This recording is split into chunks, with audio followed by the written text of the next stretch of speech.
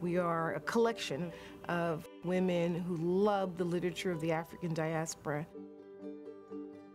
It's the literature of any people that have Africa as their root. We meet 6 times a year at members' homes. Hey.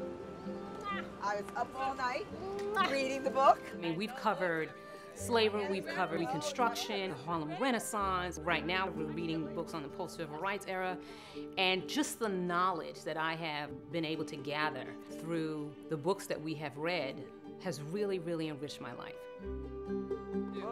I have read this book 10 times. Have Each you? time I read it, I get something new. Yeah. It is I know. fabulous. It really is.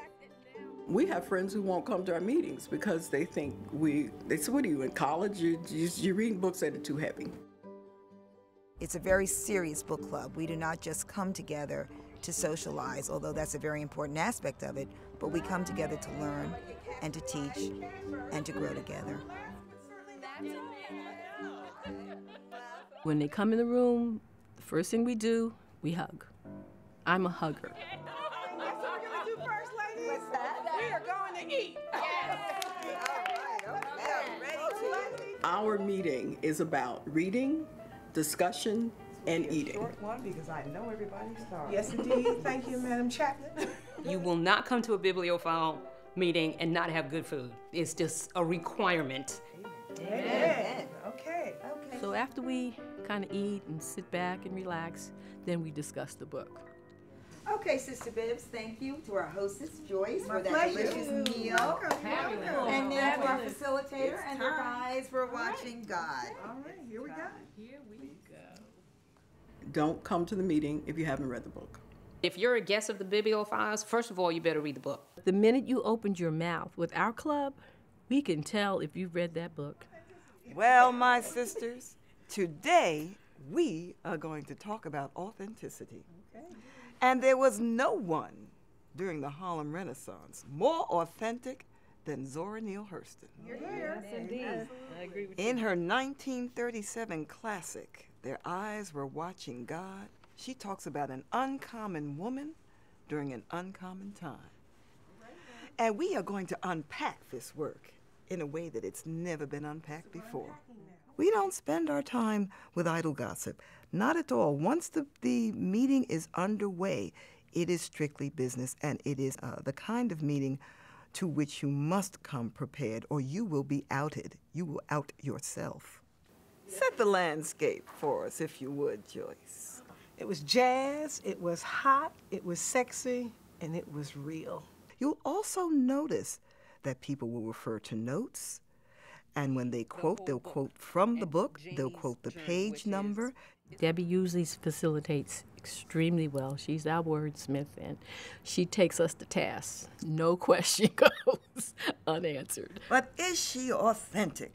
I absolutely believe that she's authentic. And Zora Neale through Janie says something on page 285.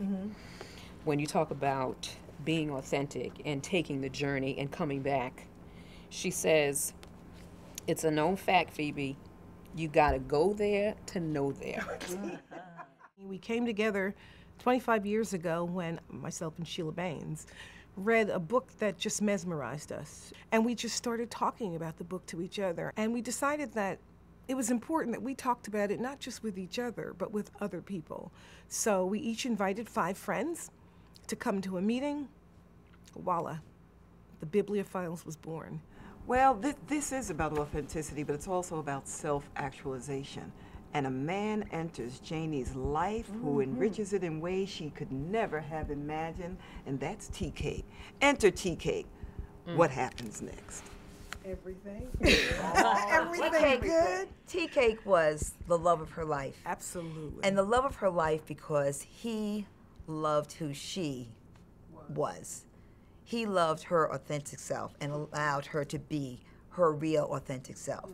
And so I think that this was a love story, but it's also the story of a woman, and this is where I think race and class and gender come together, where she was able to really find her authentic self as a woman during that day and time. Let me break it This down. man who didn't have a pot to piss in or a window to throw it out of, Several years her junior, how could he make such a difference in her had life? swag. Yes, That's yes, why yes, she was yes, with swag, TK. and he allowed her to be who TK she had is. swag. It didn't. I mean, the authentic and the self-actualization, that's really important. But TK did something no man had ever done. TK touched her soul.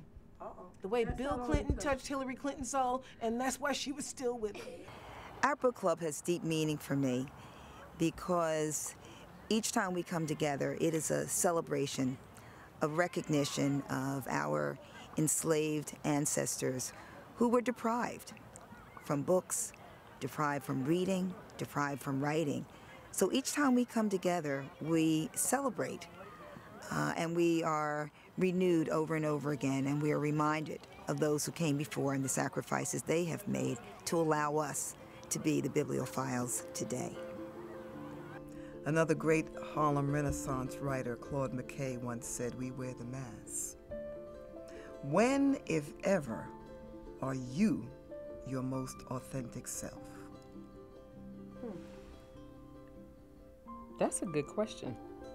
I paused when you first asked that question because I like to think that I'm always being my most authentic self. But I really think I'm my most authentic self in the company of my sisters, in the company of the Bibliophiles. And it's mainly because of the language of acceptance and love that you give to me. For the women in the club, literature is like food. It sustains us, especially the literature that we have committed ourselves to preserving and promoting. It sustains us, it nourishes us. And like any good meal, you enjoy it most when it's shared. God be with you. God be with you. God be with you until we meet again.